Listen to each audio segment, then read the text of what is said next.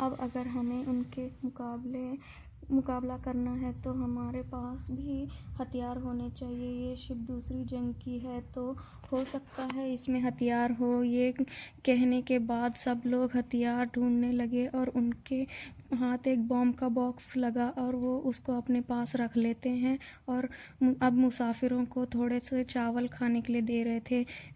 उन लोगों में से कुछ लोग कहते हैं कि ये तो बहुत थोड़े हैं, अब हम इससे पेट कैसे भरें, इससे तो पेट भी नहीं भरेगा।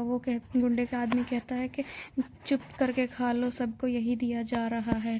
उसके गुस्से में मुसाफिर गुंडे के आदमी का पीछा करते करते प्रेसिडेंट और उसके बेटे के पास पहुंच जाते हैं और वहां पे देखते हैं कि वो दोनों तो बहुत मज़े से सब कुछ खा रहे हैं और वो भी पेट भर के।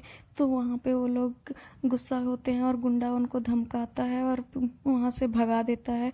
उसके बाद ईव उस बूढ़े के पास आती है और वो देखती है कि वो अभी भी वही पौधे उगा रहा है और वो अभी पौधे कुछ बड़े भी हो चुके हैं। उसके बाद और प्रेसिडेंट कैप्टन के पास आके पूछते हैं कि अब क्या हो गया, कहाँ है शिप। तो कहता है कि मुझे नहीं पता। तो उसको गुस्सा आ जाता है और उस कैप्टन को मार देता है थप्पड़।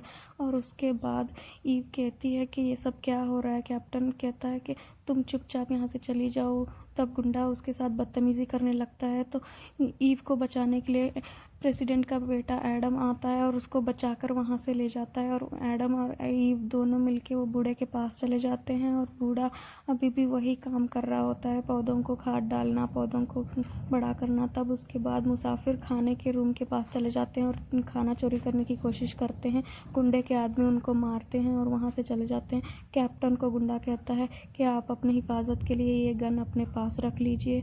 तब उसके बाद गुंडे को खाने के लिए लेग पीस दिया जाता है और लेग पीस मज़े से खा रहा होता है। उसमें से एक छोटा सा टुकड़ा वो वहाँ मुसाफिरों के सामने फेंक देता है और उसको उठाने के लिए मुसाफिर इकट्ठे हो जाते हैं और एक दूसरे को मारने पीटने लगते हैं। और उसके बाद ये सब नज़ारा देखकर प्रेसिडेंट का बेटा एडम गुस्सा हो जाता है अपने बाप के ऊपर और कहता है कि डैडी आप क्या कर रहे हैं। तो प्रेसिडेंट कहता है कि ये जो कुछ हो रहा है तुम उसको चुपचाप देखो, एक मूवी का सीन समझकर। हमें अगर ज़िंदा रहना है तो इन सभी को मरना होगा। और उसके